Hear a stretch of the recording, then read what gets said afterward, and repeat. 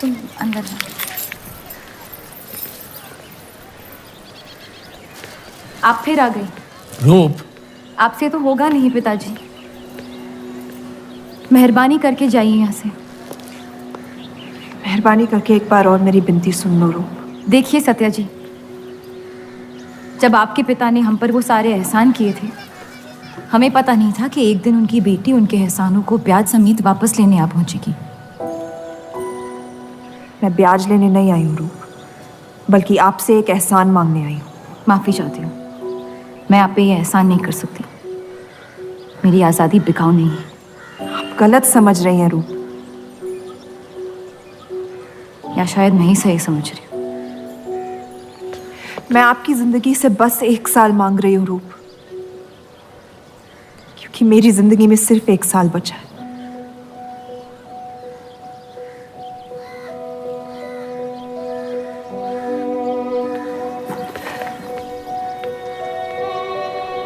एक बार ठंडे दिमाग से सोच लो बेटा। वो बस यही चाहती है कि 1 साल के लिए तुम उन लोगों के साथ रहो। इसमें क्या नुकसान हो सकता है? एक बार चली गई तो कभी नहीं लौट पाऊंगी पिताजी। सत्या अच्छी औरत है। उन्होंने हमसे वादा किया है कि तुम्हारी बहनों का शादी होने तक ख्याल रखेंगे। इसीलिए पढ़ा लिखा के बड़ा किया था कि एक दिन सही दाम पे बेच पाऊं मुझे। रूप, कौन बाप अपनी बेटी को हुस्नाबाद जाके किसी अनजान घर में बगैर किसी रिश्ते के रहने पे मजबूर करता है? अगर हम जिंदगी भर लोगों के घर जा जाकर शास्त्रीय संगीत सिखाए ना, तब भी तुम्हारी और तुम्हारी दोनों बहनों की शादी नहीं करवा पाएंगे। और एक बड़ी बहन होने के नाते तुम्हारा ये फर्ज है। हम जबरदस्ती नहीं कर रहे हैं बेटा। सत्या को हम बचपन से जानते हैं। वो हमसे बेहतर तुम्हारा ख्याल रखेंगे। बाकी फैसला तुम्हारे हाथ में।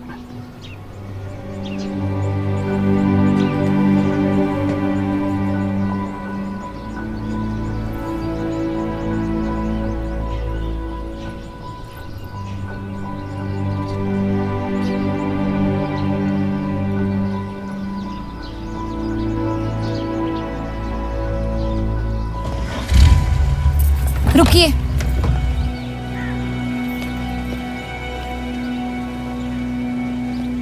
चलूंगी मैं आपके साथ, लेकिन मेरी एक शर्त है। आपके पति को पहले मुझसे शादी करनी पड़ेगी। मैं उस घर में सिर्फ आपके पति की पत्नी बनकर आऊंगी, उपपत्नी। रूप, मैं बस इतना चाहती हूँ कि जब तक मैं जिंदा हूँ आप मेरे पति को जान लो, समझ लो, ताकि आपके गुजरने के बाद आपके पति मुझसे शादी कर ले। कैसी पत्नी है आप? और अगर एक पल के लिए मैं आपके इस पागलपन में शामिल भी हो जाऊं, तो इस बात की जमानत कौन देगा कि आपके गुजरने के बाद आपके पति मुझसे शादी कर लेंगे? किसी भी वजह से अगर उन्होंने मुझे घर से निकाल दिया तो फिर कहाँ जाऊंगी मैं? क्या होगा मेरा? ये सब जानने के बाद कौन अपनाएगा मुझे? सोचा है आपने? मैं वादा वादा? जब आप ही नहीं रहेंगी तो आपका वादा निभाएगा कौन? तू शादी किए बगैर मैं उस घर में नहीं जाऊंगी।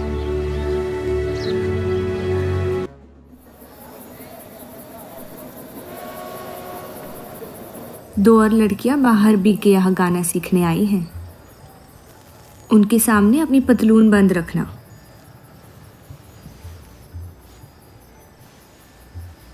पता है, सारी हिंदू लड़कियां अमृतसर जाने की बात कर रही हैं।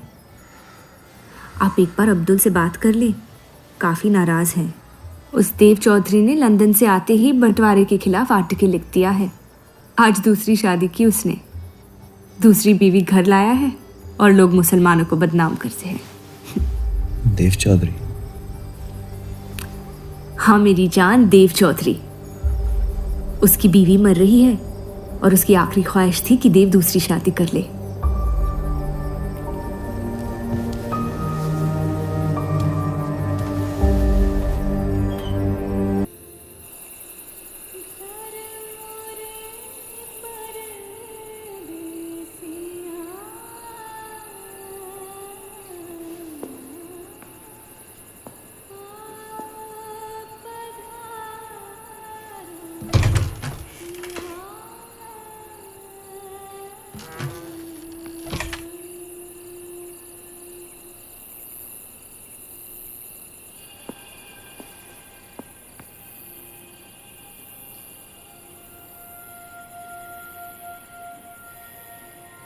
मैं अपनी पत्नी से बहुत प्यार करता हूं। मैं नहीं जानता कि सत्या ने आपको ये शादी के लिए राजी कैसे किया, लेकिन मैंने ये शादी सिर्फ उसकी खुशी की खातिर की है। मुझे गलत मत समझिए, आपको इस घर में पूरी आबरू के साथ रखा जाएगा। इस रिश्ते में इज्जत होगी, प्यार नहीं होगा। आप मुझसे जितनी कम उम्मीद रखेगी, तकलीफ उतनी कम होगी। उम्मीद करता हूं कि आपका दिल मुझसे बड़ा हो और वक्त के साथ ना मुझे माफ करती रहे। शादी की रात को ही रुखसती दे दी। क्योंकि आपने एक ऐसे आदमी से शादी की जिससे आप कभी पहले मिली भी नहीं थी। बल्कि कई दिनों तक मैं जानती भी नहीं थी वो दिखते कैसे हैं। मेरे गुस्से में लिए गए एक फैसले ने हम चारों की जिंदगी बर्बाद कर दी।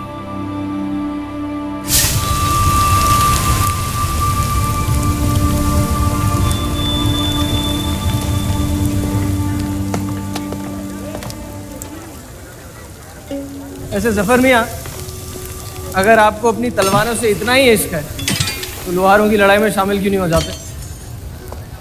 उसी लड़ाई के लिए तो तलवारें बना रहा हूँ। बस इन्हीं तेज जुमलों से ना हीरा मंडी की औरतों के दिल काट रखे हैं आपने। कल मीटिंग में क्यों नहीं आए? एक और दिल कटने का इंतजार कर रहा था, उसे तोड़ना नहीं चाहता था।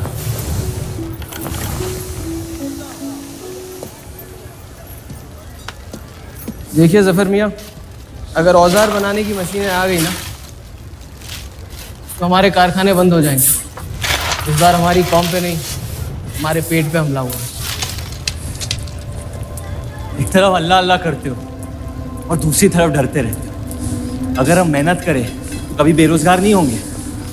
और रही आपके आवाम हक पार्टी की मीटिंग और बंटवारे की बात, तो मैं हरामी हूं। मुझे खुद के अब्बा ने उनका नाम तक नहीं दिया। जो आदमी अपने हक के लिए नहीं लड़ा, वो आवाम के हक के लिए क्या लड़ेगा? चलिए छोड़िए।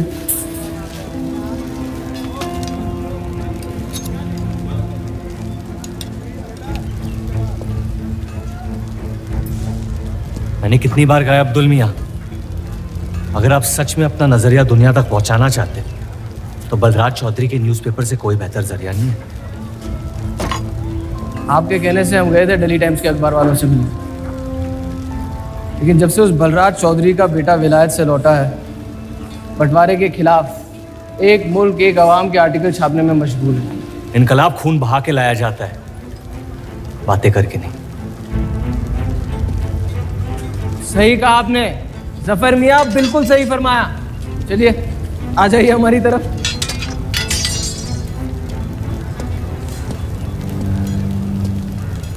गलत ना समझे मुझे, भाई है आप मेरे, जान दे सकता हूं, लेकिन सिर्फ आपके लिए। बस मुझे इन चौधरियों के मसलों से दूर रखिए आप अब्दुल मियाँ।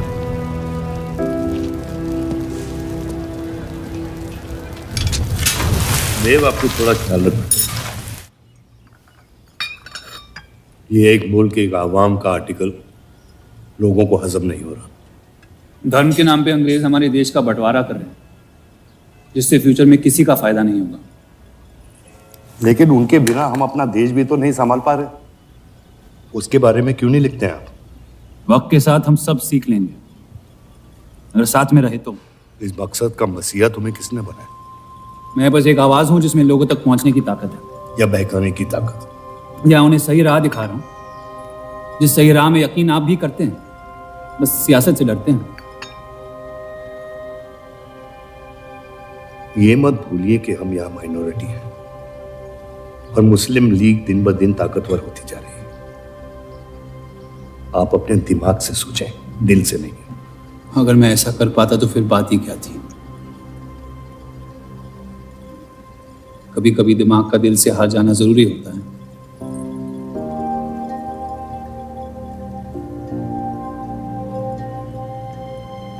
क्या हुआ सरोज? रूप कहाँ है? वो नीचे नहीं आना चाहती।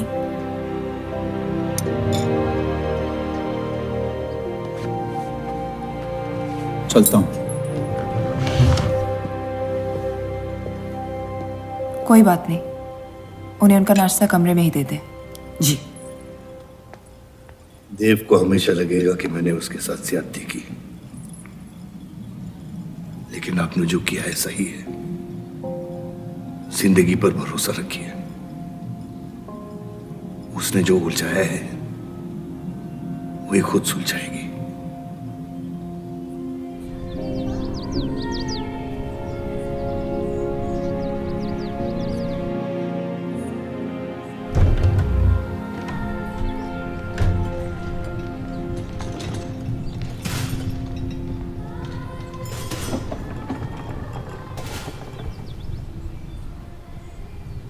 ये आवाज कहाँ से आ रही है?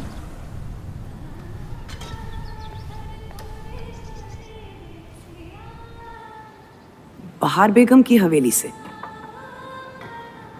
किसी जमाने में हुस्नाबाद की सबसे मशहूर मुजरे वाली हुआ करती थी, लेकिन फिर उन्होंने नाचना छोड़ दिया। अब गाना सिखाती हैं। कहाँ है बहार बेगम की हवेली? हीरा मंडी में, इस शहर का सबसे बदनाम मोहल्ला।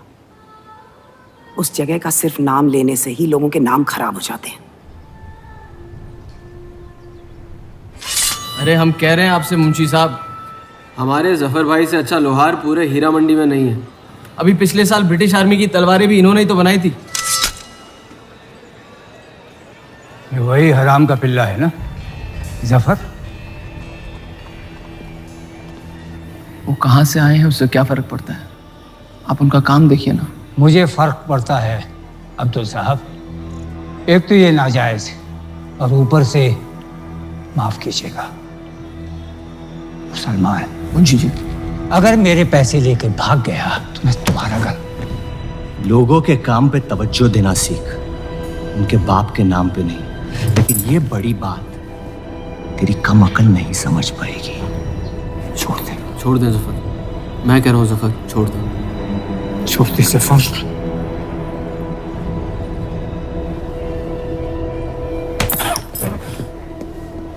जफर, वो लिहाज तो है नहीं इन लोगों में। अरे एहसान मान हम लोगों का, जो तुझ जैसे हरामियों को अपने मोहल्लों में रहने देते हैं। एक तो ये हमारी वजह से हीरा मंडी में पड़ रहे हैं, और ये क्या कर रहे हैं? कचरा बढ़ा रहे हैं, कचरा।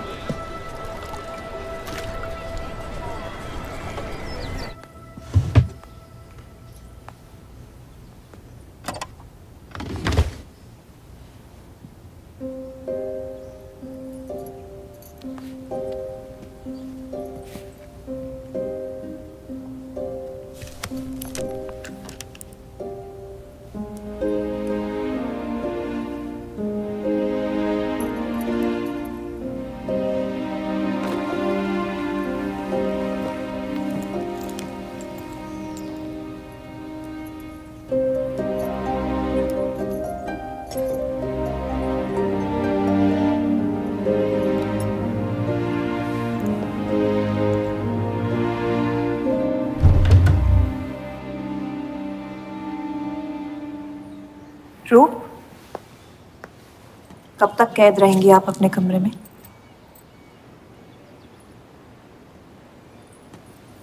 अब आप शादीशुदा हैं, आपकी भी कुछ जिम्मेदारियां हैं इस घर में। किसकी तरफ? आपके पति की तरफ, जो सिर्फ आपसे प्यार करते हैं। हम दोनों ने एक दूसरे को देखा तक नहीं है। मेरी एक ही जिम्मेदारी थी, अपनी बहनों की तरफ। वो मैंने ये शादी करके निभा लिया। देव के अखबार में काम करना शुरू कर दो, उनके साथ थोड़ा वक्त बिताओ, देखना सब कैसे बदलने लगेगा। मैंने घर पर बात करनी है। सबका कितना ख्याल रखती हैं आप। मैं आपकी दुश्मन नहीं हूँ रूप, बस अपने बाद आपकी जिंदगी को बेहतर बनाने की कोशिश कर रही हूँ। पता है, मेरे माँ बाप को लगता था कि लड़कियों को पढ़ाना लिखाना फजूल है, वरना अगर मैं पढ़ी लिखी होती तो इतने बड़े अखबार में काम करने का मौका कभी नहीं गंवाती। मैं फिर रियाज शुरू करना चाहती हूँ। बिल्कुल, करना भी चाहिए। अगर आप चाहो तो मैं अभी एक अच्छे गुरुजी का इंतजाम करवा सकती हूँ। नहीं, मैं हीरा मंडी जाके बाहर बेगम से सीखना चाहती हूँ।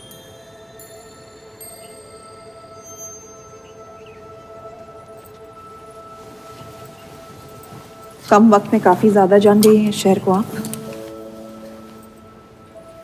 पर इस घर के उसूल को नहीं जानती। आप संगीत सीख सकती है मगर हीरा मंडी कभी नहीं जा सकती। अगर मुझे हीरा मंडी जाने नहीं दिया तो फिर मैं अखबार के लिए भी काम नहीं करूंगी। मत करो, कैद कर लो अपने आप को अपने गुस्से में, लेकिन याद रखना अपनी किस्मत आपने खुद लिखी है, अपनी मर्जी से। अब यही आपकी जिंदगी है रूप, और जितनी जल्दी आप इस बात को समझ जाएंगी बाकी जिंदगी उतनी जल्दी आसान हो जाएगी। आपका मेरी जिंदगी पे कोई हक नहीं है। आपका है।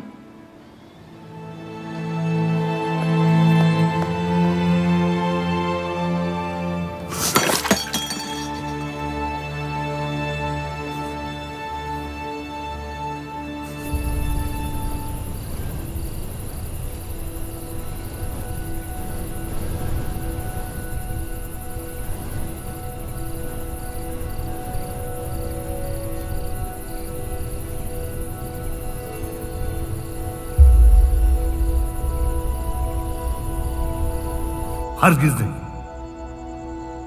बाबा, मैं रूप को जानती हूँ। एक बार उसने अपना मन बना लिया फिर वो किसी की नहीं सुनती।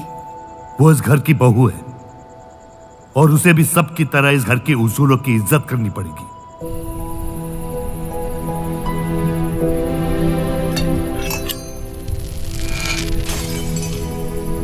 आपके कहने पर हमने उन गलियों की तरफ देखा तक नहीं, लेकिन हम रूप से ये उम्मीद नहीं रख सकते। इससे पहले वो कोई गलत कदम उठा ले हमें उसे जाने की इजाजत दे देनी चाहिए। और यही एक मौका है देव और रूप को करीब लाने का।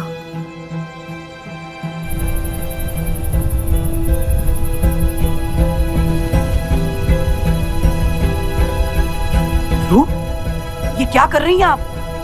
रूप। हाँ, भाभी जी आपको बुला रही हैं।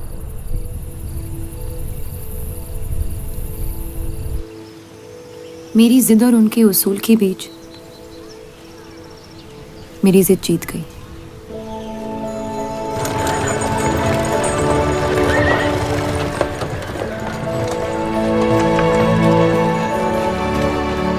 देव चौधरी की ये एक मुल्क एक समाज वाली बातें सुनने में तो बहुत अच्छी लगती, लेकिन गौर फरमाई, एक तरफ ये बंटवारे के खिलाफ है और दूसरी तरफ ये स्टील के कारखाने लाने की कोशिश कर रहे हैं। मतलब दोनों ही तरफ से हम भूखे मर। हमें और एडवर्टाइजमेंट की जरूरत है। अगर यही हाल रहा तो हफ्ते में सिर्फ 3 दिन पेपर छाप पाएंगे।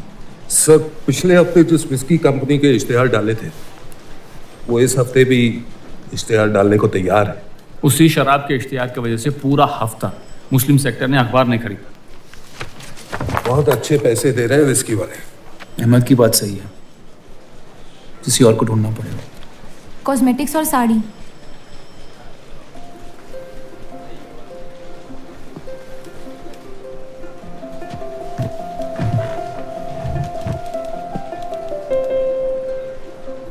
काजल और कपड़ों से तो किसी को एतराज नहीं हो सकता। शराब के बदले लक्स साबुन का इश्तिहार डालते हैं पेपर में। इन इश्तिहारों की वजह से औरतें भी पेपर खरीदेंगी। माफी चाहती हूँ, बस ख्याल आ गया तो बोल दिया। मैं देव चौधरी से मिलना चाहती हूँ। और आप कौन? रूप, उनकी पत्नी।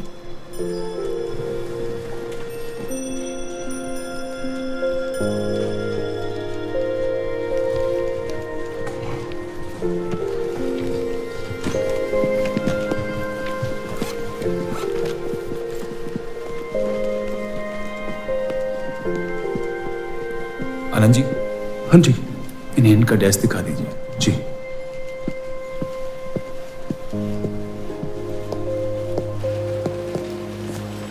myself Anant Pal. नमस्ते। वैसे ये कौन है?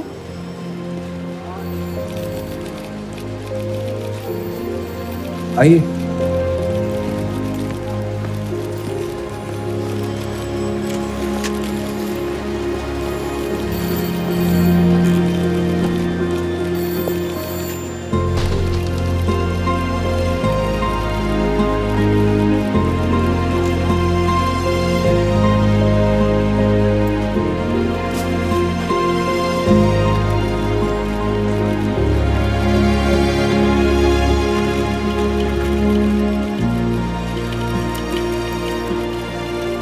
कमाल है, पति पत्नी एक दूसरे को जानते तक नहीं। निकाह हुआ है इनका शायद। उस दिन अगर पर्दे के पीछे आप भी होते तो देव साहब को पता नहीं चलता।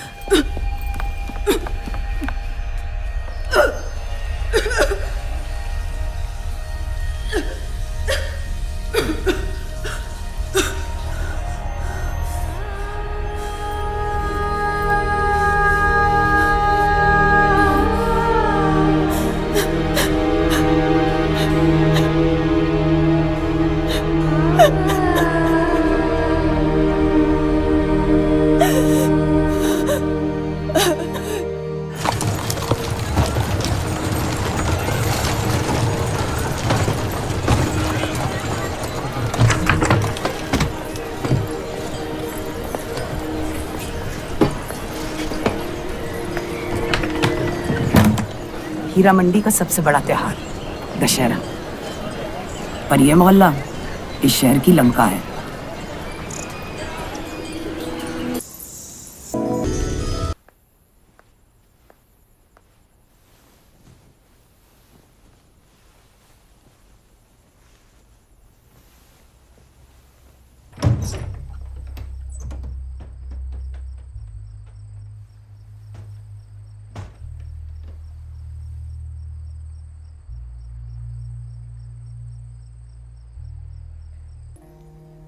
एक अरसे के बाद ऐसी आवाज सुनी है जिसमें दर्द भी है और सुकून भी। अपना फैसला बदलने के लिए शुक्रिया। अभी तो सिर्फ तारीफ की है, शुक्र बेइज्जती का करते हैं, क्योंकि असली काबिलियत उसी से मिलती है।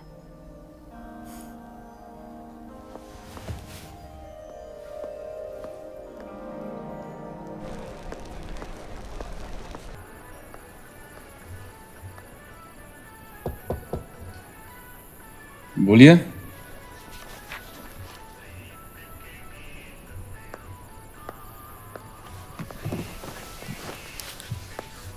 आपसे ऑफिस में बात करनी थी, लेकिन मौका नहीं मिला। किस बारे में? मैं आपकी कंपनी में सिर्फ हाजिरी नहीं देना चाहती, काम भी करना चाहती हूँ। मैं एक आर्टिकल लिखना चाहती हूँ। किस मुद्दे पे? हीरा मंडी पे। उस इलाके के लोगों को देख के लगता है कि हर घर में कई कहानियां छुपी हुई है। अगर आप कोई ऐसी कहानी ले आए जो पढ़ने लायक हो तो छाप देंगे।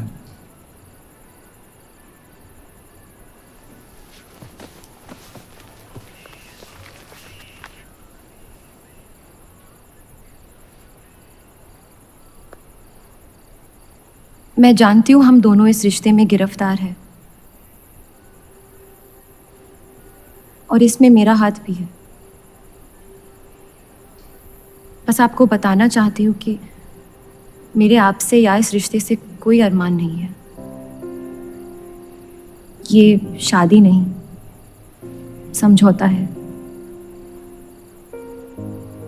और आप जब चाहे इससे रिहा हो सकते हैं।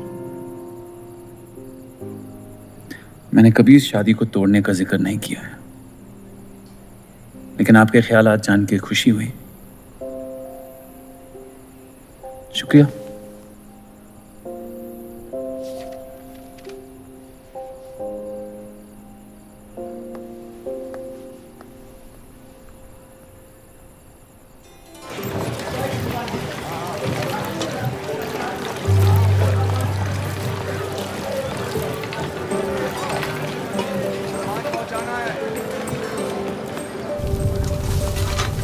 सुनिए, ये अब्दुल खां कहाँ मिलेंगे? जफर भाई, एक मुलाकात में लौटने में मजबूर कर दिया। आइए, आज मन भर देता हूं आपका, लेकिन आपसे मेरा मन नहीं भरेगा। वक्त जाया हो जाएगा मेरा। मैं शादीशुदा हूँ। तो मुझे कौन सा निकाह पढ़ना था आपसे? मैं अब्दुल खां से मिलना चाहती हूँ। क्यों? आपको क्यों बताऊं? तो फिर मैं आपको क्यों बताऊं कि अब्दुल कहाँ है? मैं हीरा मंडी और उसकी लोगों की कहानियों पर एक आर्टिकल लिखना चाहती हूँ। तो इसलिए आप तवाइफ के कोठे पे आई थी? ये कोई तरीका है बात करने का? तवाइफ को ताजमहल कह दूंगा तो उसकी किस्मत नहीं बदल जाएगी। सारी औरतों को एक ही नजर से देखते हो? नजर तो एक ही रहेगी, लेकिन आप चाहे तो नजरिया बदल सकती है मेरा। मेरे ऐसे कोई शौक नहीं है। होंगे भी कैसे? अपनी शादी के हालात में गिरफ्तार जो है आप। लेकिन अगर आप चाहें तो आपके अधूरे अरमां पूरे कर सकता हूं मैं।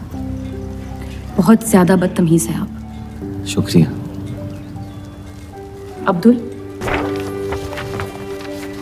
जी। जी, मैं डेली टाइम्स से हूँ। हीरा मंडी के लोग और माहौल के बारे में मैं एक आर्टिकल। Daily times. यहाँ का माहौल गर्म है, लोहार बेरोजगार है और ये हक की लड़ाई अब बंटवारा करवा के रहेगी। लिखना चाहेगा आपका अखबार इस मुद्दे पे? नहीं ना, खुदा हाफिज।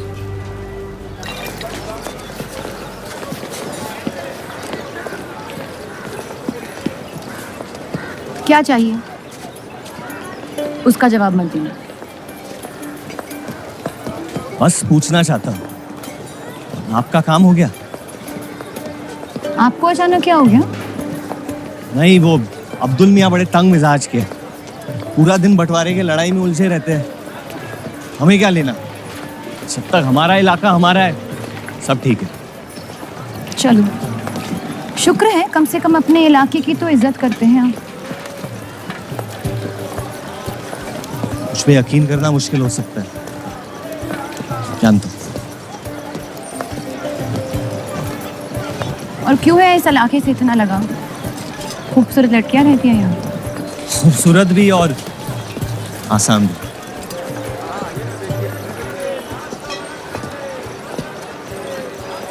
तकदीर ने मुझे यहाँ फेंका। जिंदगी कुचलने ही वाली थी, लेकिन इस सड़क ने मुझे बचा लिया, चलना सिखा दिया। मेरी फतेह हो गई और नाम पड़ गया जफर। अब यही मेरा घर है। ये गलियां नहीं होती तो मेरी कोई पहचान नहीं होती।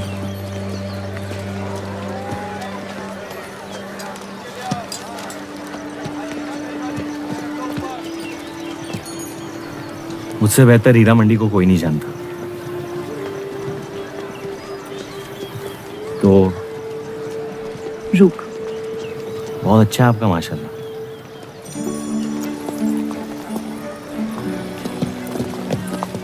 तो यहाँ कोई कहानी ढूंढने आई है अपनी छुपाने?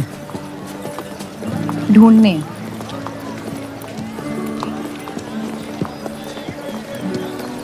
अपनी शादी में खुश हैं आप? आपने कहा था कि आप शादीशुदा हैं। खुशी का कोई जिक्र नहीं हुआ था। कोई तो हद होगी आपकी। हदें तो सरहदों की होती है, सोच की नहीं। और वैसे भी अगर सवाल उठा है मन में तो पूछ लेना चाहिए। कहानियां सोच सोच के वैसे ही आधी दुनिया पागल हो। तो सियासी मसलों से दूर इस इलाके में ऐसे कुछ कमाल की चीजें हैं, अगर आप देखना चाहे तो। देखना चाहती हूँ। हिम्मत है मेरी दुनिया में कदम रखने की? मेरे पास खोने को कुछ है ही नहीं। और वैसे भी आपसे तो बेहतर ही होगी आपकी दुनिया।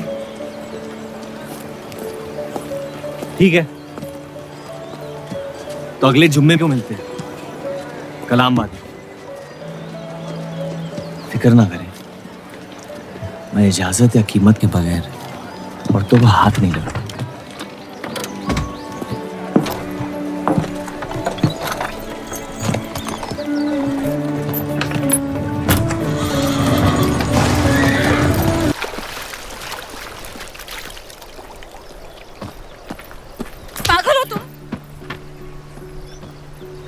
इतनी जल्दी आपसे तुम तक का सफर तय कर लिया आपने? क्यों बुलाया मुझे यहाँ?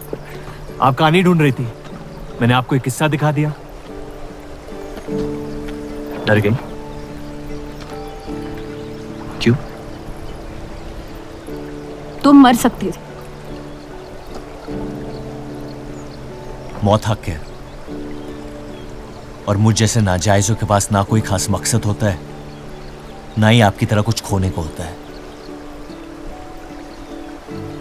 इसलिए मौत से डर नहीं लगता। जिस दिन मोहब्बत हो जाएगी, मकसद भी मिल जाएगा और मौत से डर भी लगने लगेगा। अफसोस, आपकी ख्वाहिश शायद कभी पूरी नहीं हो पाएगी। मजा आता है मुझे इस खेल में। मैंने तुम जैसा नमूना कहीं नहीं देखा।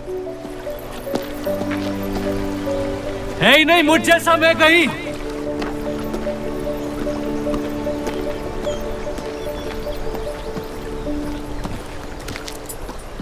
ये वही जर्नलिस्ट लड़की है ना? इसे तो छोड़ दे। एक दिन छोड़ दूंगा। अच्छी लड़की है बेचारी। जरूरत से ज्यादा, इसलिए शायद बुरे ख्यालात भी नहीं आते इसके बारे में। सुना है शादीशुदा है। आप जानते हैं ना आप क्या करें?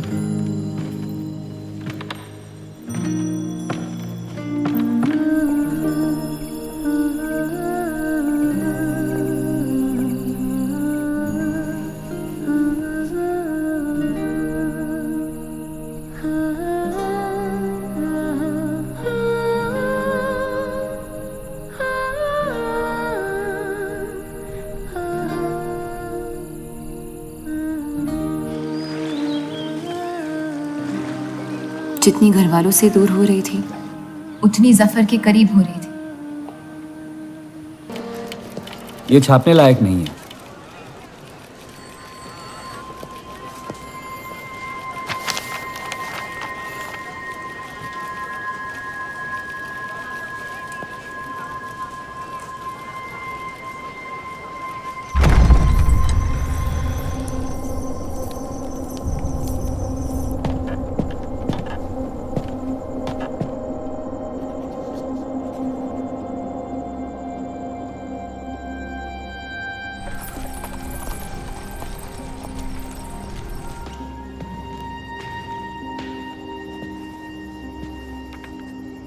हीरा मंडी के लोहार आ जाए थे मुझे मिलने। आपको उनकी बात सुन लेनी चाहिए, वरना वो हमारे मुस्लिम स्टाफ को स्ट्राइक पे जाने पर मजबूर कर सकते। बाबा, साफ साफ बताइए किस बारे में बात करना चाहते हैं आप? रूप।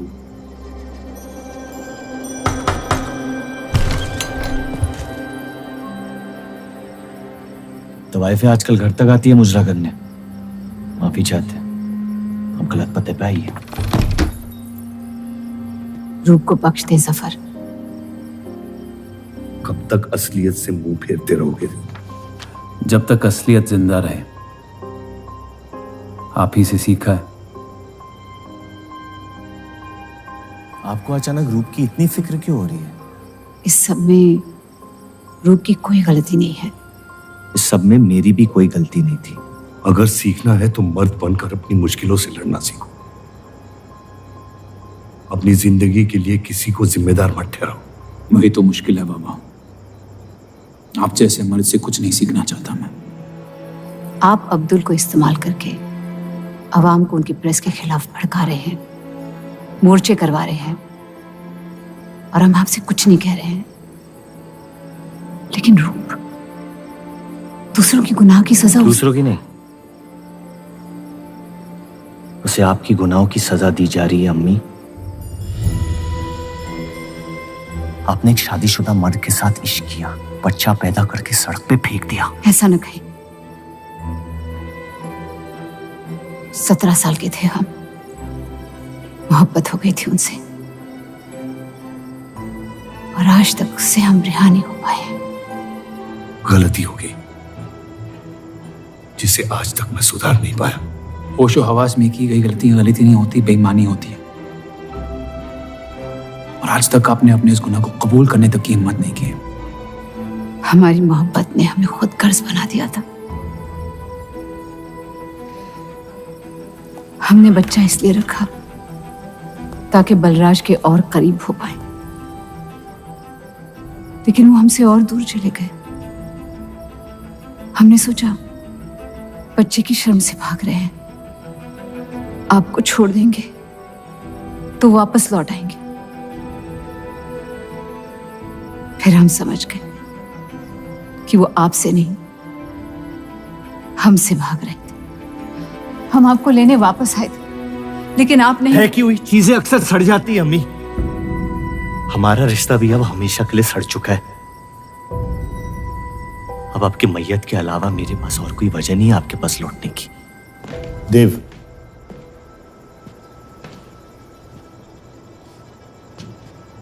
बस एक बात कहना चाहता हूं। मेरी भी शादी जबरदस्ती हुई, इसीलिए मैंने इस घर के बाहर प्यार ढूंढने की कोशिश की। कहीं रूप के साथ ऐसा ना हो जाए। कोशिश करो अपने इस रिश्ते को निभाने की। सब आपकी अक्ल के नहीं होते पापा। कम से कम मैं रूप की इज्जत करता हूं। आपने मां की कभी इज्जत नहीं की, और उसकी पूरी जिंदगी ये सोचने में निकल गई कि शायद उनमें कोई कमी थी। आपके बच्चे तक को कबूल करने को तैयार थी। पता नहीं इतनी हिम्मत कहां से लाती थी वो।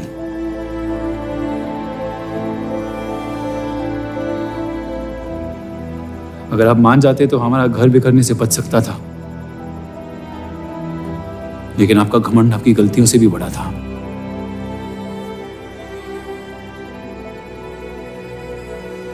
उस लड़के की कोई गलती नहीं है,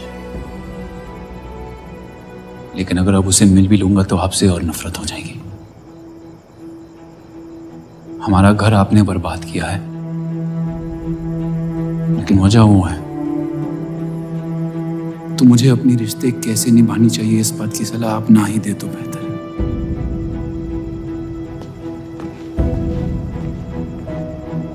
बलराज चौधरी ने अपने जायज बेटे को मेरे हिस्से की दौलत, शोहरत और इज्जत दे दी, तो बदले में मैं उसके बहू को छीन लूंगा, और मेरे पास कुछ खोने को तो है नहीं।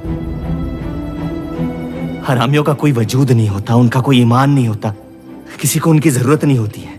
यही सुन सुन के बड़ा हुआ हूं मैं। लेकिन अब बस, जिस लड़की को वो अपना घर आबाद करने के लिए लेके आए थे, उसी लड़की से मैं उनका घर बर्बाद कर दूंगा। फिर क्या होगा?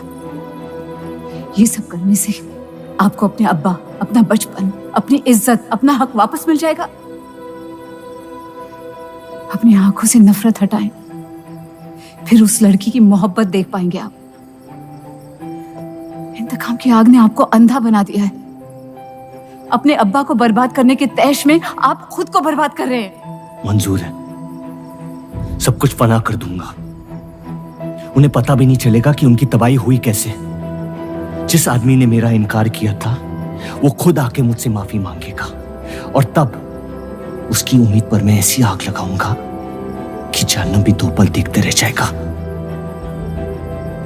उससे अपनी कर्मों की सजा मिलकर रहेगी, और उसके बदले में अगर मेरे कर्म बिगड़ जाए तो वो भी मुझे मंजूर है।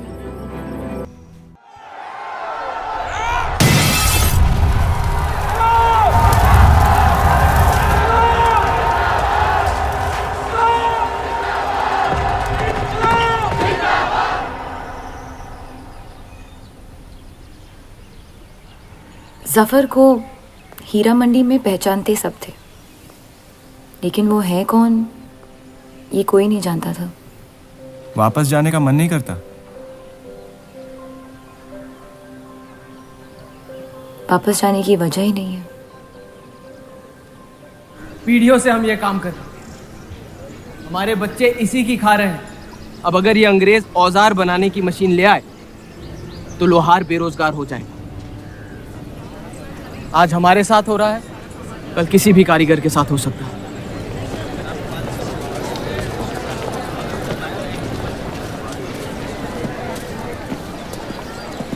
आपके कहने पे हमने चौधरी की फैक्ट्री से भी कारीगर बुलाए थे।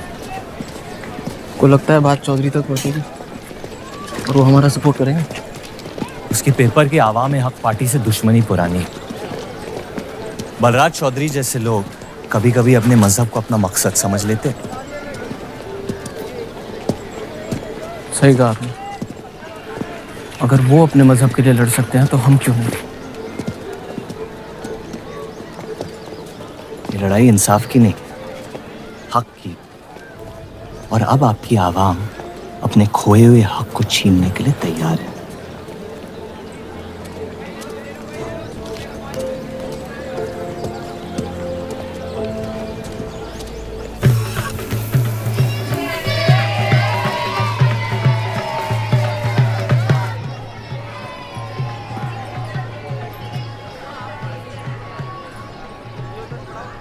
सत्या चौधरी मरने वाली है। गुजरने वाली, कैंसर की बीमारी से।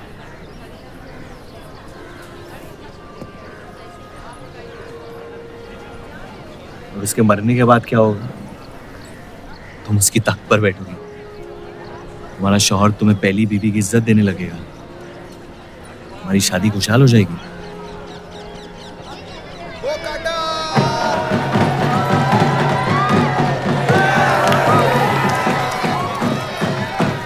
ये त्योहार बहुत पसंद हुआ करता था मुझे।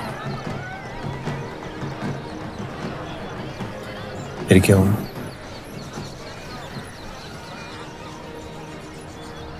पतंग की उड़ान उम्मीद भर देती थी मुझमें। अब सिर्फ कटी पतंगों पे ध्यान जाता है मेरा। यहाँ के लोग अपने पतंगों से बेहिसाब इश्क करते हैं, लेकिन इन्हें अपनी उड़ाने से ज्यादा दूसरों के गिराने में मजा आता है। तुम हर चीज में बुराई ढूंढते हो। हाँ, अगर तुमने मेरी जिंदगी जी होती ना, शायद तुम समझ पाते कि मेरी नजरों में इतना अंधेरा क्यों होता है। हालात सबकी जिंदगी में आते हैं, लेकिन कड़वा मन अंत में जहर बन के हम ही को जंग लगा देगा। जब किसी और की बर्बादी अपनी जीत जैसी लगे, तो हमसे ज्यादा बर्बाद और कोई नहीं है इस दुनिया में।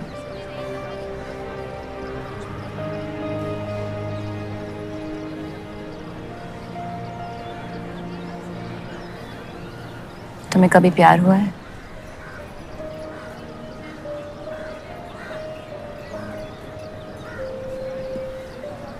मैं इश्क लड़ाता बहुत तो इन पतंगों की तरह, लेकिन इश्क से कटता नहीं।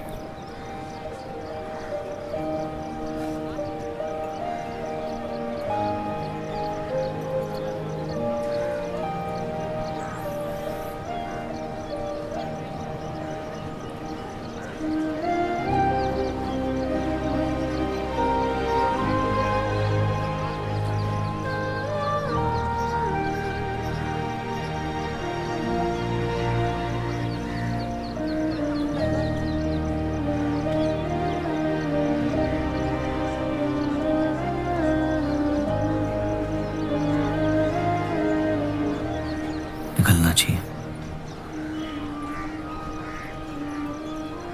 वरना ये शाम हमसे आगे निकल जाएगी।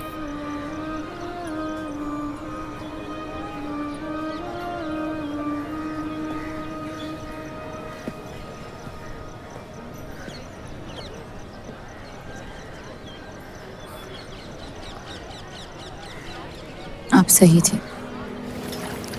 मेरे अंदर कुछ बदल गया है। जफर की वजह से मुझे लगता है मुझे। आप शादीशुदा हैं। वो शादी नहीं सौदा है। सोचना गलती है, लेकिन उस पर अमल करना गुनाह है। आपके अलावा और किसी को नहीं पता। मुझे लगा आप समझेंगी। कोठा चलाते हैं इसका मतलब ये नहीं कि धोखा देने के लिए हमसे इजाजत ली जाए। मैं आपकी बेइज्जती नहीं करना चाहती थी।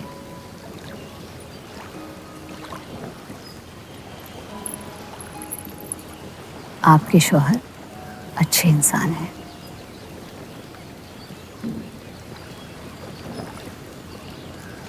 सिर्फ अच्छाई काफी होती है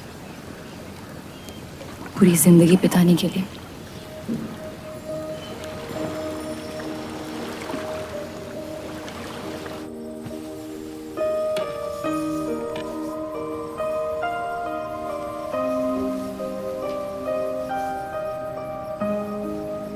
क्या हुआ?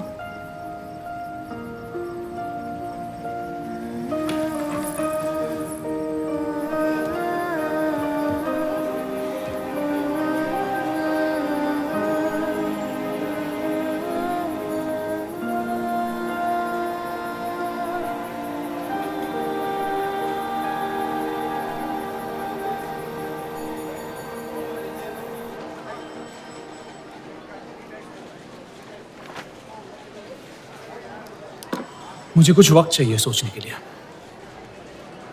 सोचना क्या है? अगर स्टील इंडस्ट्री आ गई तो सब लोहार बेरोजगार हो जाएंगे। क्या ये खबर छापने लायक नहीं? लेकिन इंडस्ट्रीज आने से देश का बहुत फायदा हो सकता है और आप सब उन फैक्ट्रियों में काम कर सकते हैं। हम गुलामी नहीं करते। सवाल देश की तरक्की का है, किसी की गुलामी का नहीं। पहले अंग्रेजों की गुलामी की, अब हिंदुओं की। यही करता रह जाएगा मुसलमान यहाँ। बात को पलटने की कोशिश मत करिए।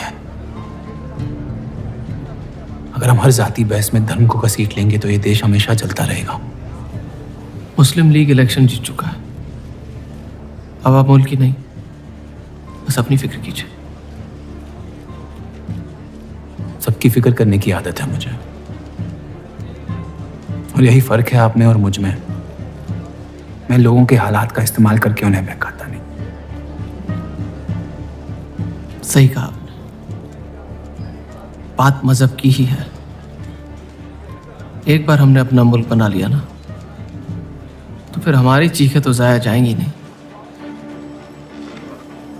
लेकिन तब आपकी चीखें कौन सुनेगा देव साहब?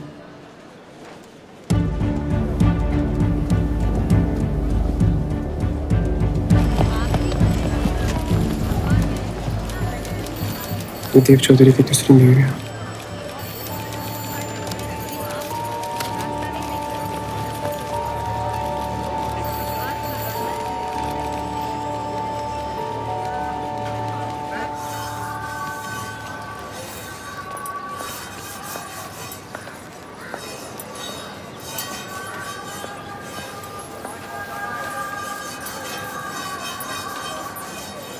मुंशी जी तुम्हें कॉन्ट्रैक्ट देना चाहते हैं।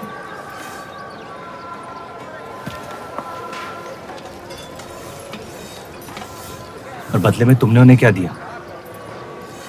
सिर्फ हिंदू होने की वजह से तुम्हारी बात मान ली उन्होंने? मैं खैरात नहीं लेता। मैं मदद कर रही हूँ, खैरात नहीं। और मैंने मांगी थी मदद आपसे। जैसा हूं ठीक हूं। हर चीज में बुराई क्यों ढूंढते हो? अच्छाई से डर लगता है। उसे अक्सर बदले में कुछ चाहिए होता। मैंने तुम्हारी जमानत ली है। मुंशी जी को समझाया कि हीरा मंडी तुम्हारा घर है और बदले में मुझे कुछ नहीं चाहिए।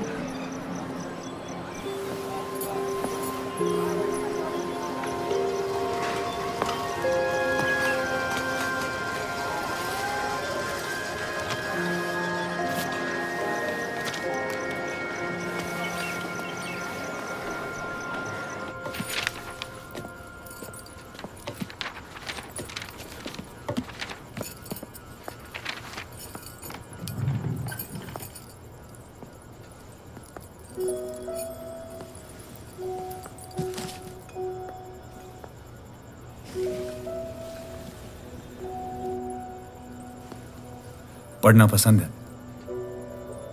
बहुत। आपको? बहुत। वो कैबिनेट मिशन का आर्टिकल बन गया? नहीं, कुछ बात नहीं बन रही है। शायद वो हमारा आखिरी आर्टिकल हो जिससे आप एक मुल्क एक अवाम की सोच को आगे बढ़ा सके।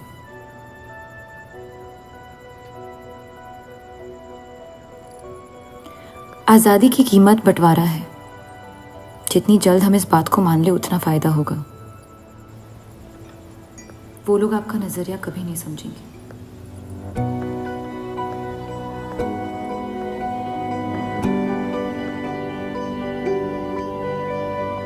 उनके शौहर को देखा कभी आपने? नहीं, और कभी देखना भी नहीं चाहता। इश्क की गलियां बड़ी गीली होती हैं जफर मियाँ। अक्सर आशिक फिसल कर मुंह के बल गिरते हैं। ये स्टील इंडस्ट्रीज को आप सपोर्ट ना करें। हम अखबार है, हमारा इंडस्ट्रियल मसलों से क्या लेने दें। ये मसला इंडस्ट्रीज का नहीं है, ये डील मुल्क को आगे बढ़ा सकती है। और अवाम को आपका दुश्मन। इनसे जितना दूर रहे बेहतर है। परवाने शमा से कितना भी इश्क कर ले, आखिर में उसी की आग में जल के फना होना पड़ता है।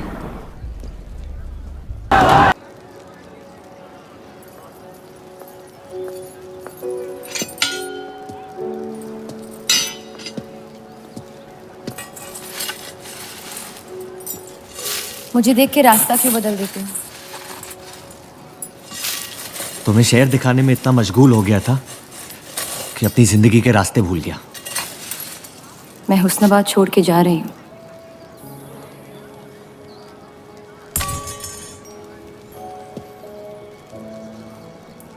अजीब है ये जिंदगी भी। पहले मुझे यहाँ आना नहीं था और अब यहाँ से जाना नहीं है। मुझे यकीन है कि तुम्हारे शौहर जहां तुम्हें लेके जाएंगे तुम वहां खुशी ढूंढ लोगी। मैं उनसे प्यार नहीं करती, ना ही वो मुझसे करते हैं।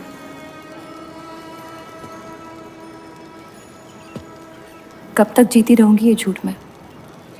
कुछ रिश्ते कर्जों की तरह होते हैं, उन्हें निभाना नहीं, चुकाना पड़ता है। तुम जो भी करने की कोशिश कर रहे हो उससे किसी का फायदा नहीं हो रहा। कभी कभी नुकसान रोक लेना फायदे से बेहतर होता है। जज्बात को रिवाजों की गुलामी नहीं करनी चाहिए। इस दुनिया के सारे गुनाहों में से सबसे बड़ा गुनाह कौन सा है पता है? अपने मन को मारना। मेरे मन में तुम्हारे लिए कुछ नहीं है रूप। मुझे तुम पे यकीन क्यों नहीं होता? क्योंकि तुम यकीन नहीं इश्क करना चाहती हो। बर्बाद हो जाओगी। दर्द के अलावा कुछ नहीं दे सकता मैं तुम्हें। मंजूर है। तुम जानती नहीं मुझे, मेरी जिंदगी को, या उस वजह को जिस वजह से मैं तुम्हारे करीब होना चाहता था। और वो वजह मोहब्बत नहीं है।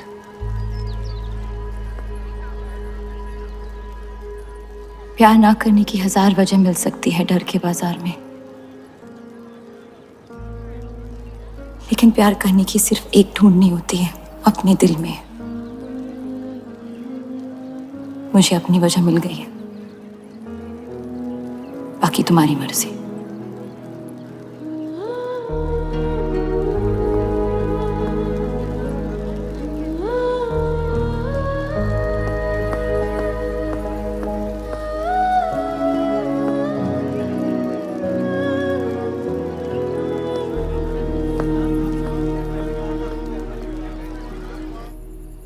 आप लोगों को जल्दी हुस्नाबाद छोड़ने की तैयारी करनी चाहिए।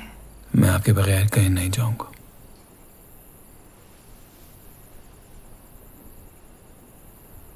मैं तो जा रही हूँ आपके बगैर। डॉक्टर ने कहा अब भी आप ठीक हो सकती हैं। अपने आशिक की आंखों में देखते हुए मरना बहुत कम लोगों को नसीब होता है।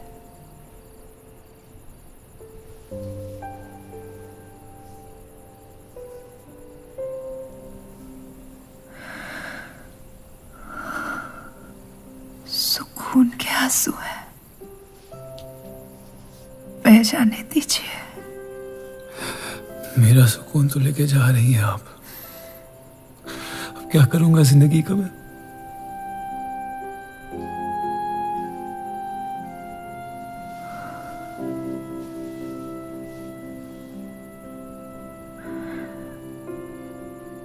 पिछले कुछ दिनों से रूप से एक अजीब सी जलन हो रही है, अच्छी जलन। उसे मेरे हिस्से की खुशियां मिलने वाली है।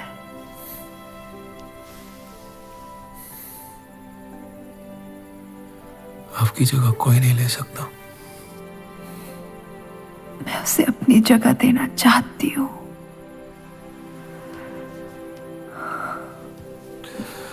वादा करो, हमारे सारे ख्वाब आप उसके साथ पूरे करोगे,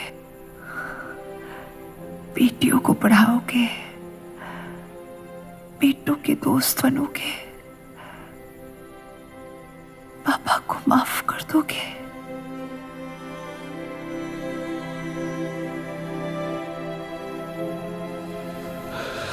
मुझे मत छोड़ो सत्या, रुक जाओ।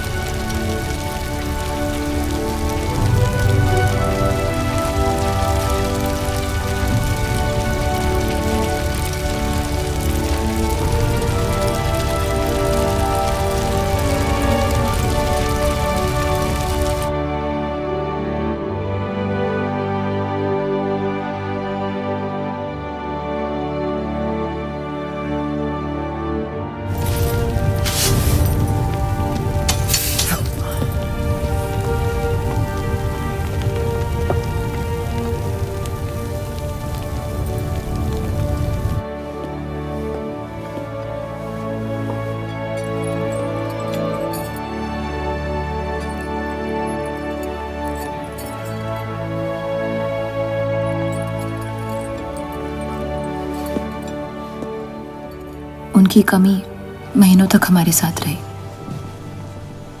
तो उनके गुजरते ही आप लोगों ने हुस्नबाज छोड़ दिया?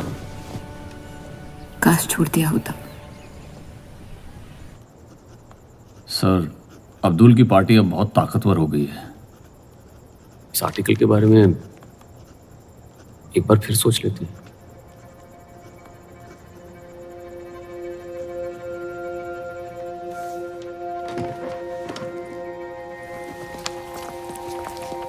ईद मुबारक। आपको भी।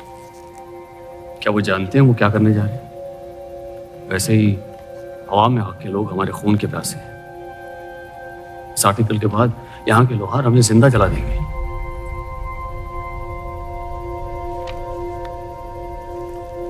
खुदा हाफिज।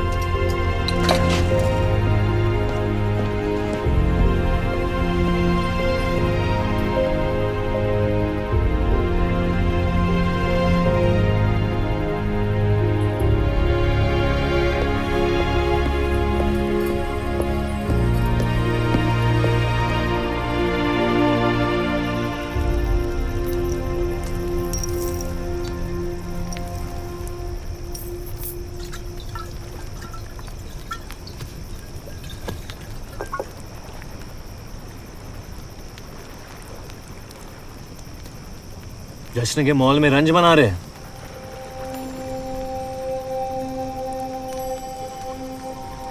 किसने कहा मैं रंज बना रहा हूं? जश्न में लोग मिलकर शराब पीते हैं। तनाश शराब रंज में पी जाती है।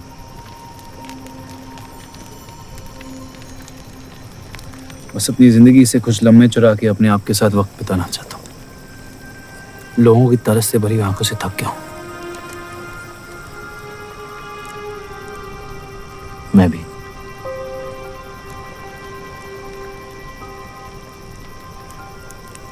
तो आपके रंज का राज क्या है? आपके हाथ में ना शराब है, ना आप जश्न में शामिल होना चाहते हैं।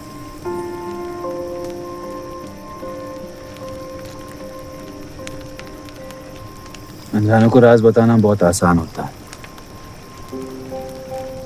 मन भी हल्का हो जाता है और इज्जत भी बनी रहती है।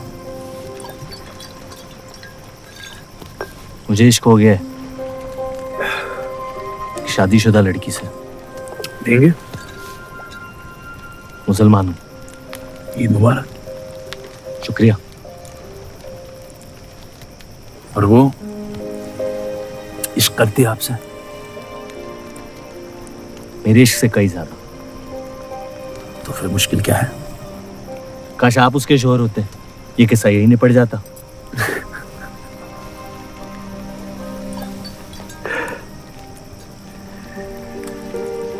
एक बार बात तो करके देखें।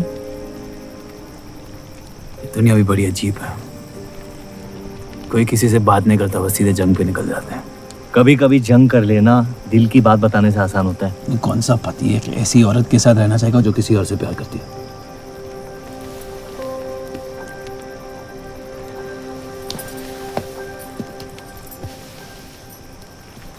लेकिन इसमें एक और राज है। वाह वाह, मैं कहानी सुनने आया था, आपने कटहरा खड़ा कर दिया। मसला ये है कि मैंने उसे सिर्फ आधे सच बताए। तो पूरे बता दो। इतना आसान नहीं है। अक्सर इतना ही आसान होता है।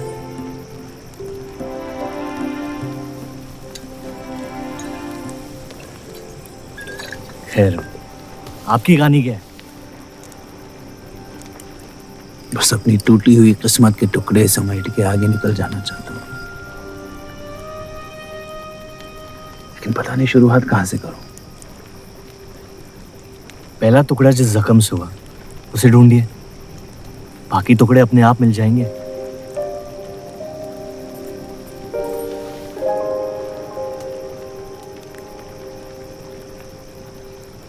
तो कितनी औरतों के साथ सोए आप? ये कैसा बेहुदा सवाल है? मतलब एक 18 साल की उम्र में शादी होगी, आप कितनी लड़कियों के साथ सोए हैं? उतनी गिनती नहीं आती है मुझे।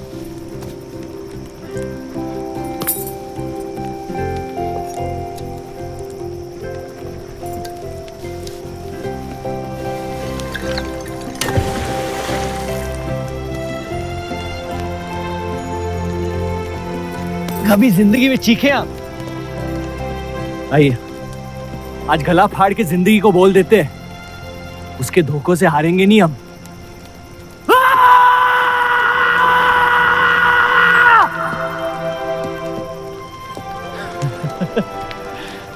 आइए, कसम से कह रहा हूं रिहा हो जाएंगे आप। कोशिश कीजिए।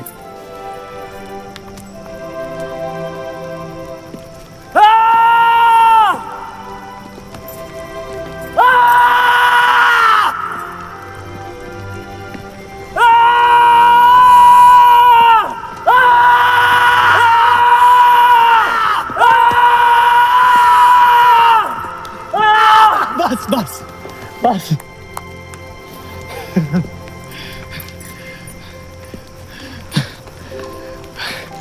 कसम से एक ही लड़की के साथ जिंदगी भर।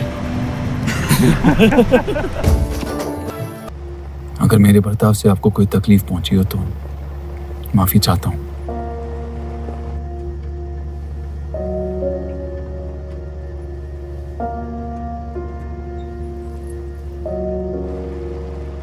अब या तो आप अलग हो सकती हैं या इस शादी को एक और मौका दे सकती हैं।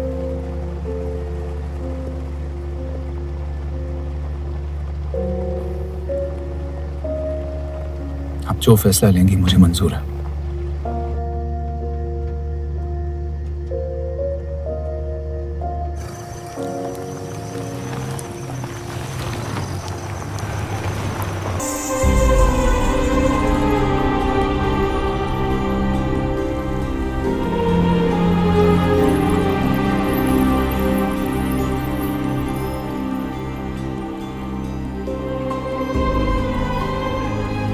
आपके कोठे के दरवाजे हमेशा खुले रहते हैं। हमें कुछ भी छुपाने की जरूरत नहीं है। हम ये शहर छोड़ के जा रहे हैं। अलविदा तो आप बहुत साल पहले कह चुके हैं। बताइए, आज कौन सी तकलीफ देने आए हैं? वक्त बदल गया, लेकिन आप नहीं बदली बाहर जान। अब अपने बेटे को इस्तेमाल करके आप हमारे खानदान को तबाह करना चाहती हैं। समझाइए उसे, रूप हमारी बहू है। खुदा के मजाक का भी जवाब नहीं।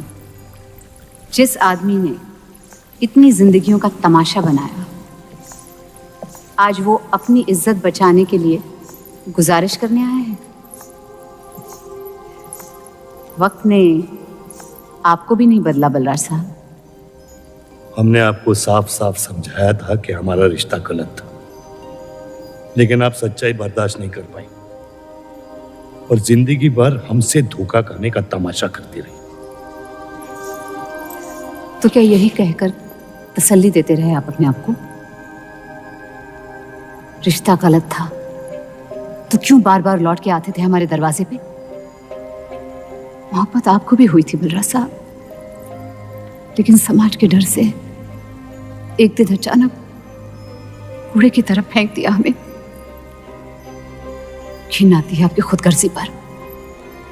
मेहरबानी करके यहां से निकल जाइए।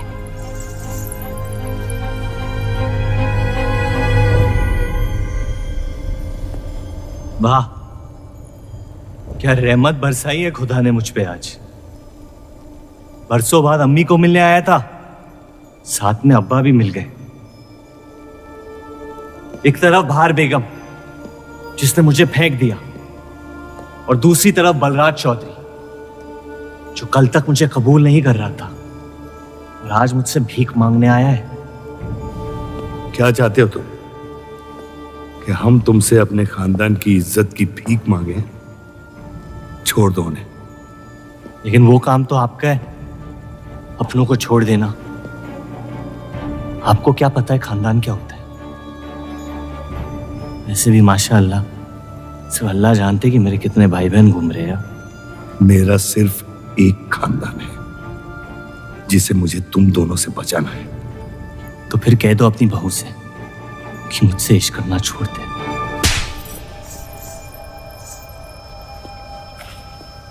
मैंने कहा था ना गिरा दो इसे। इसकी पैदाइश ने हमारे रिश्ते का कत्ल कर दिया। क्या आपकी असलियत को जाहिर कर दिया? यह हमारी औलाद नहीं है, हमारी एक गलती का नतीजा है जिसे हम जिंदगी भर रिहा नहीं कर पाएंगे। जफर, छोड़ दो इन्हें। जफर,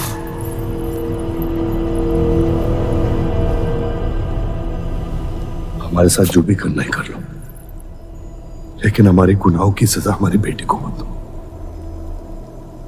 उसने कुछ नहीं बिगाड़ा तुम्हारा। मेरी मुलाकात हुई थी उससे आज। सब कुछ है उसके पास, खुशी के अलावा। उसे दुनिया से बचाने की कश्मकश में आप उसे प्यार देना भूल गए। मेरी जिंदगी का एक ही मकसद था, आपको इस हाल में देखना। लेकिन रूप सही कहती है, जब किसी और की बर्बादी अपनी जीत सी लगे तो आपसे ज्यादा बर्बाद और कोई नहीं है इस दुनिया में। मैं जानता हूं कि आप मुझे कभी कबूल नहीं करेंगे, लेकिन ये इनकार भी नहीं कर सकते क्योंकि मैं हूं तो आप ही का हिस्सा। बस मुझे अपने बेटे के हिस्से से रूप दे दे। मोहब्बत करता हूं उससे, इसके अलावा और कुछ नहीं मांगूंगा। रूप और देव की शादी से दूर रहो सफर, वरना अंजाम बुरा होगा। रूप की मोहब्बत मेरा हक है जिसके मालिक आप नहीं हैं, और ये हक मैं लेके रहूंगा। जफर,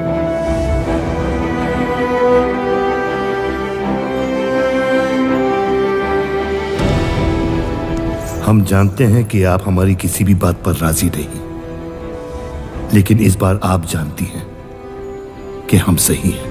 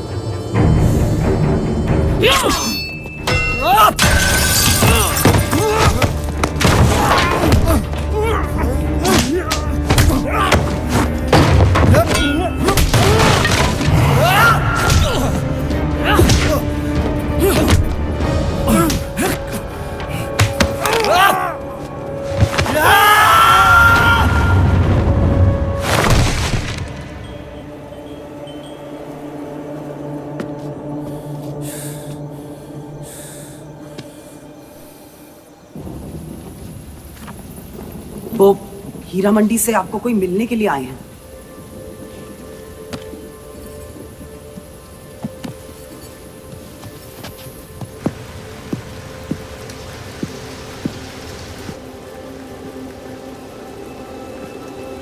क्या हुआ मियाँ?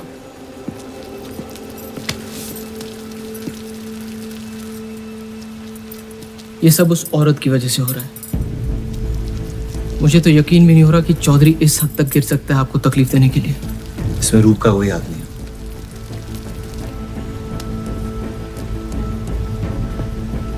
इश्क का अंधापन अक्ल के दरवाजे बंद कर देता है। आपको दिखाई नहीं दे रहा चौधरी आपके साथ क्या खेल खेल रहा है, लेकिन मैं अंधा नहीं हूं। आप चाहें तो उसे माफ कर दीजिए, लेकिन अब आपका बदला उस औरत से मैं लूंगा।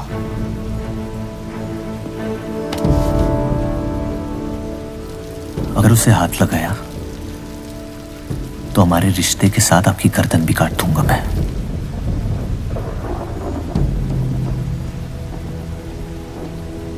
मोहब्बत अक्सर गलती करवाती है, कहा था हमने। आप गलत समझ रही हैं। कसम खाई थी हमने कि इस चौखट पर कभी नहीं आएंगे, लेकिन आज आपने उस कसम को तोड़ने पर मजबूर कर दिया। आप नहीं जानती मेरा हाल क्या है। और अफसोस अब वो बिगड़ने वाला है।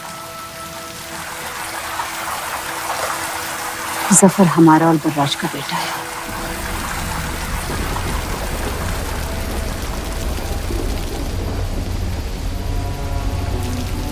उसने आपका इस्तेमाल किया है इस घर को बर्बाद करने के लिए। वो मोहब्बत करता है मुझसे, देखा है मैंने उसकी आंखों में। शुरुआत से झूठ बोला उसने आपसे। उसने अपने हालात में कुछ गलतियां की होगी, लेकिन हमारी मोहब्बत सच्ची। पढ़ी लिखी हैं आप, अक्लमंद हैं। हीरा मंडी का लड़का है वो। उसकी जिंदगी में बिस्तर के बाहर किसी भी औरत की कोई कीमत नहीं है। और आपसे तो हम बिस्तर भी नहीं होना चाहता था। बस वो यही चाहता है कि किसी भी तरह भरे बाजार में बलराज चौधरी को जलील कर पाए। और आपके अंधे इश्क ने उसके सपने को पूरा करने का मौका दिया। यही सच्चाई है, मान ली। अगर आप अपने शौहर को छोड़ के उसके पास भी चली जाती तो वो आपको कबूल नहीं करता। मोहब्बत उससे करते हैं जो आपकी इज्जत कर सके। आपसे आपकी मोहब्बत से ज्यादा मोहब्बत कर सके। रूप, आप उसका इश्क नहीं, इंतकाम है। और वो सिर्फ अपने इंतकाम से मोहब्बत करता है।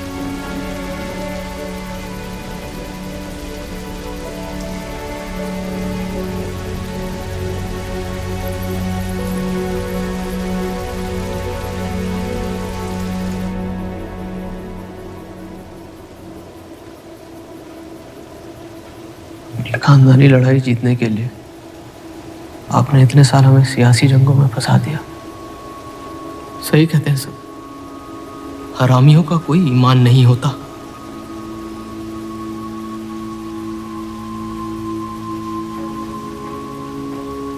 अपने इंतकाम को पूरा करने के लिए जिस आग को आपने फूंक दी थी ना,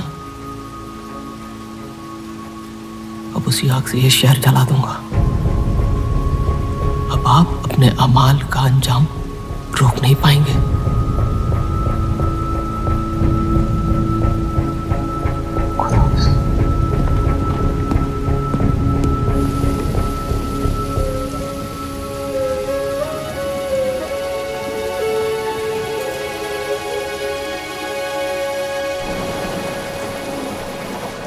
जरूरी था। जफर हमसे नफरत शुरू से करते हैं। थोड़ी और कर लेंगे, लेकिन इस तरह उनकी जान तो बच जाएगी। क्या फायदा जान बचाने का जब आपने जीने का मकसद ही छीन लिया। नाजायज मोहब्बत का अंजाम अक्सर तबाही होता है।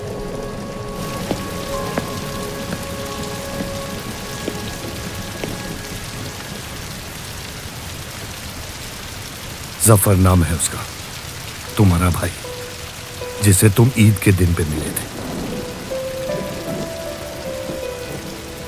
मुझ में हिम्मत नहीं थी अपनी गलतियों को कबूल करने की।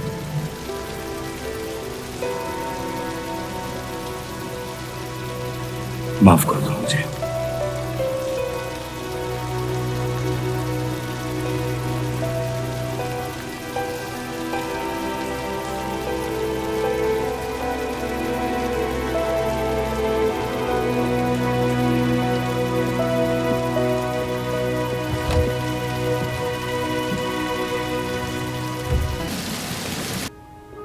आपने शुरुआत से मुझसे सच कहा है। अब जब हम इस शादी को ठीक तरह से कायम कर रहे हैं, मैं आपको अपना सच बता देना चाहती हूँ। इस रिश्ते में इज्जत होगी, प्यार नहीं होगा। उम्मीद करती हूँ आपका दिल मुझसे बड़ा हो और वक्त के साथ आप मुझे माफ करते रहे।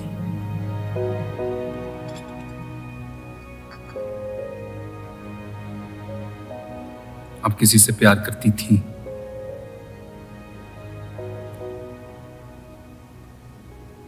फिर क्या बदल गया? मैं उनकी इज्जत नहीं करती। और प्यार खत्म हो गया?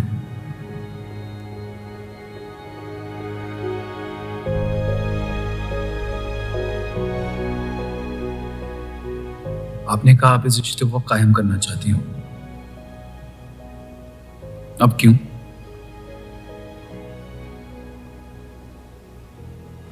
सिर्फ 700 लेना काफी नहीं होता,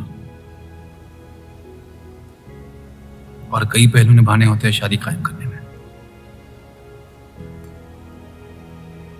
मैंने सत्या से हमेशा कहा था, जबरदस्ती बनाए रिश्तों का अंजाम कभी अच्छा नहीं होता। उसकी खुशी की खातिर अपनी कुर्बान कर दी मैंने, और कहीं आपकी खुशियों का भी कत्ल हो गया, जिसके लिए मैं बहुत शर्मिंदा था।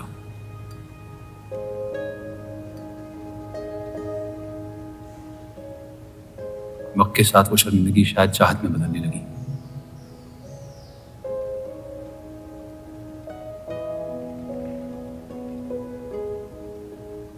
आपकी पूरी जिंदगी आपके सामने बाकी है। गुस्से में किए फैसले अक्सर गलतियों में तब्दील होते हैं। एक बार अपने आप से सच बोल के देखिए। इस रिश्ते को और मुझे उतनी इज्जत तो दे ही सकती हो।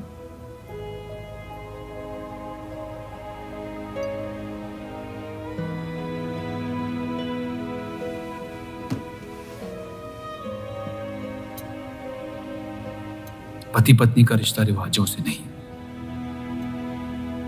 प्यार से बंधना चाहिए।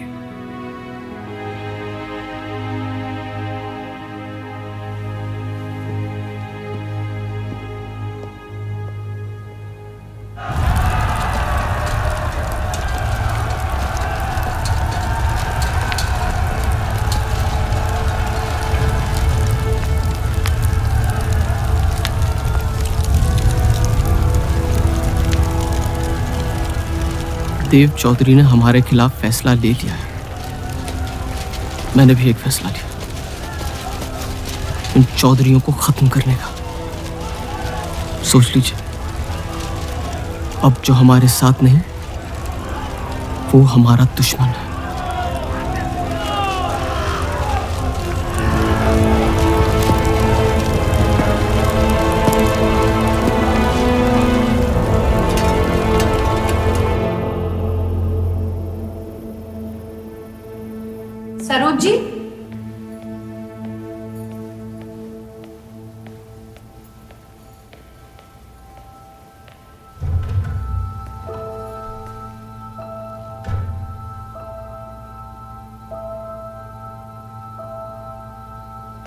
सरोज जी।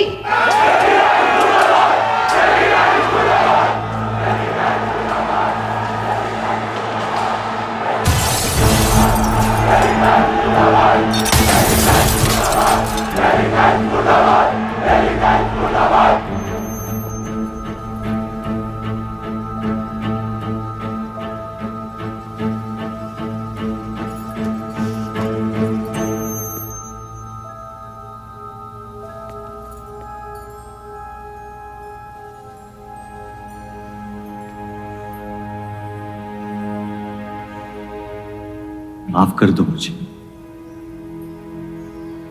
बस यही कहने आए हो? क्या फर्क पड़ता है? वैसे भी तुमने अपना फैसला ले लिया है ना? पूरी शिद्दत से तुमसे प्यार किया और बदले में तुम ईमानदारी तक नहीं कर पाए। इतना मुश्किल था मुझसे सच बोलना।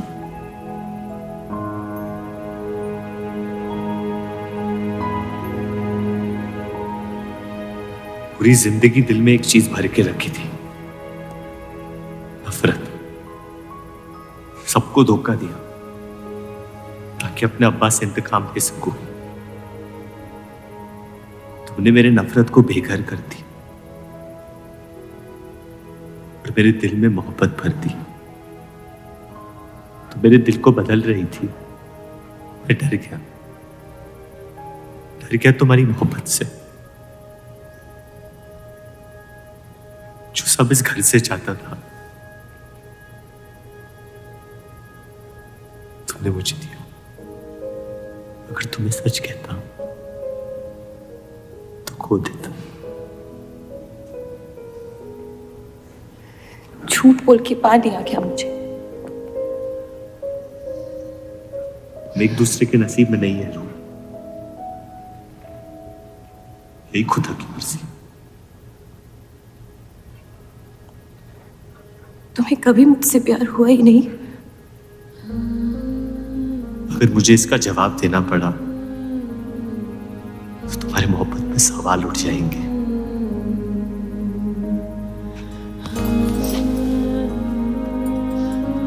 तुम कभी सीधा जवाब क्यों नहीं देते जफर?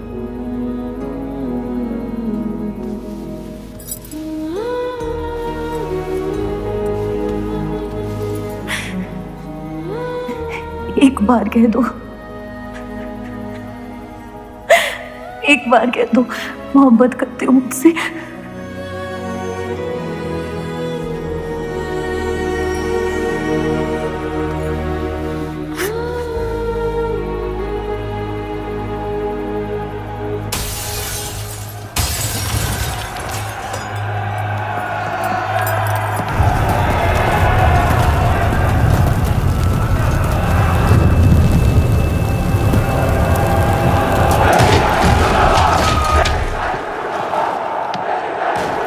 पीछे के दरवाजे से। चलिए आनंद जी।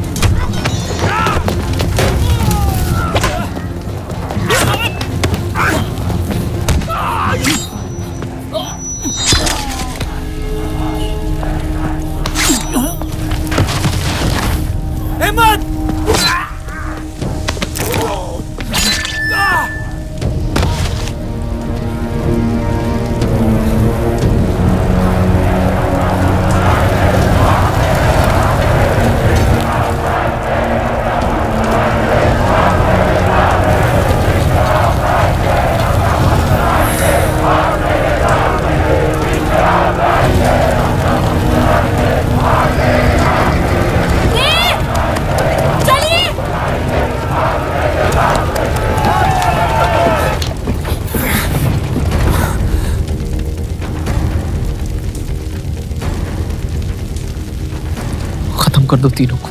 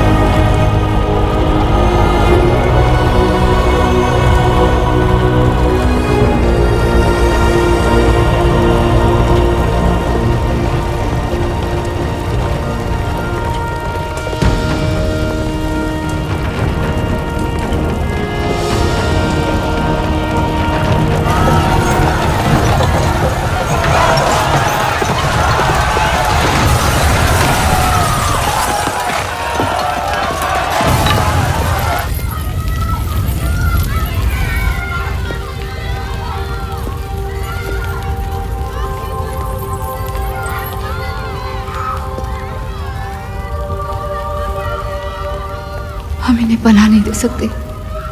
सारे हिंदुओं को मुसलमानों के घरों में ढूंढा जा रहा है। ये यहाँ सलामत नहीं है। आप इन्हें स्टेशन ले जाइए। चलो हमारे साथ। हम अपनी हिंदू लड़कियों को छोड़कर नहीं जा सकते। अब चलिए मेरे साथ अम्मी। जहाँ हमारी पैदाइश हुई थी शायद वही हमारी मौत आएगी। जाइए, अब जाइए। सफर।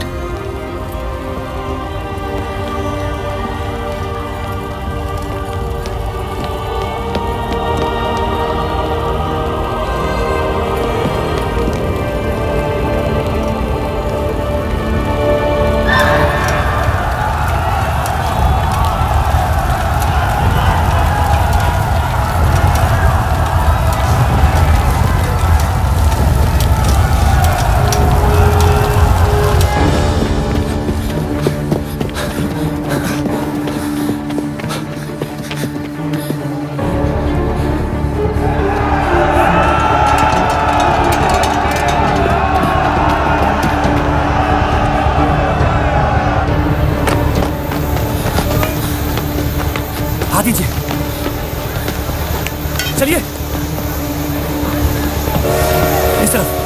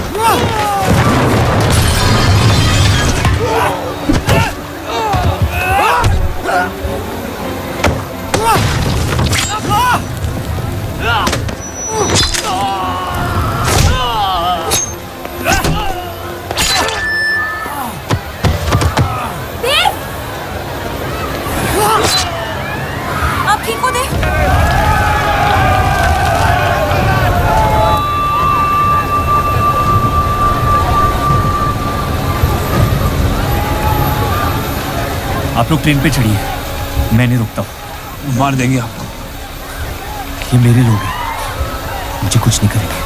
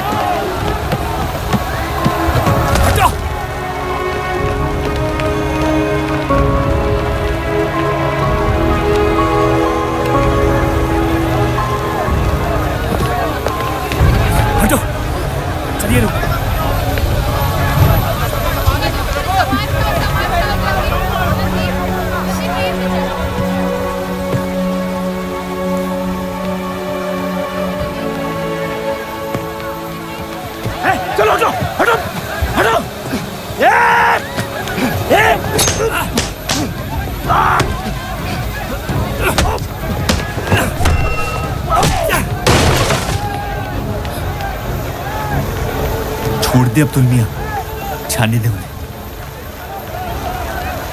मेरी खातिर।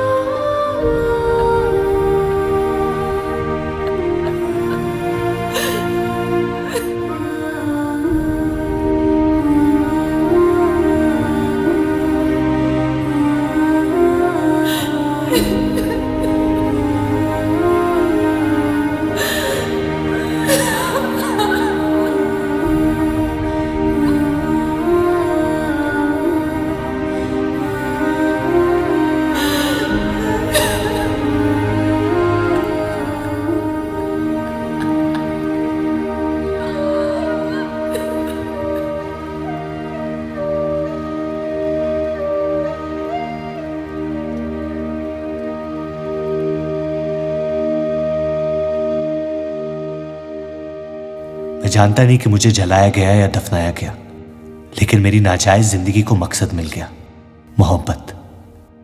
और वो मोहब्बत हमेशा जिंदा रहेगी।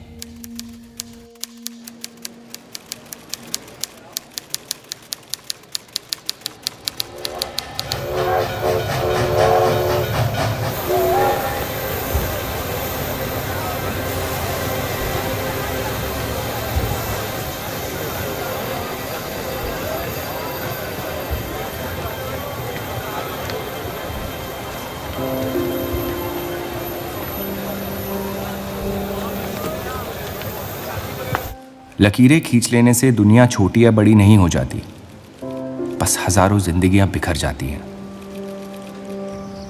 अक्सर उन बिखरी हुई जिंदगियों में दिल टूटने का गम दो लोगों को जोड़ देता है।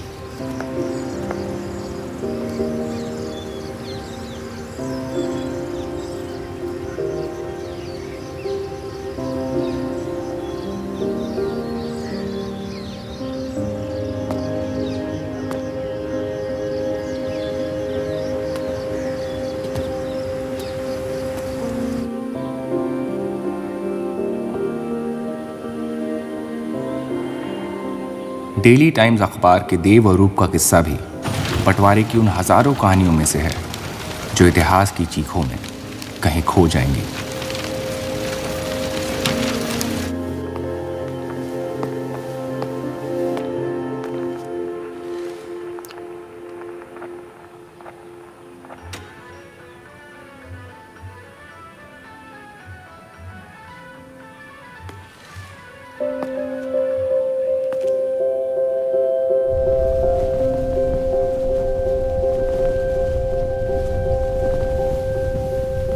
मोहब्बत और नफरत दोनों के रंग लाल हैं,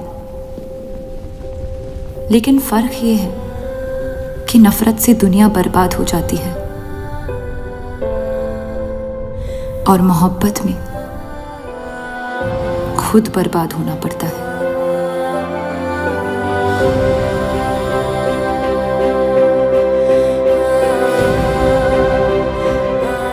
फिर भी कलंक अक्सर मोहब्बत पे लगते हैं।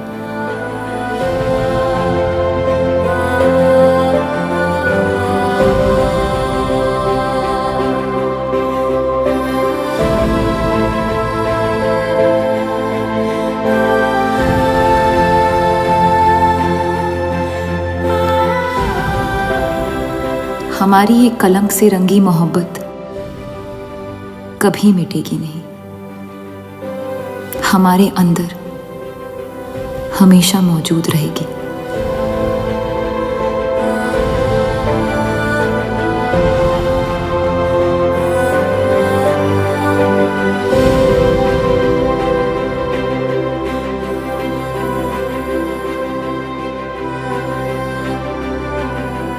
अब फैसला आपके नजरिए का है। आपने इस कहानी में क्या देखा? कलंक या मोहब्बत?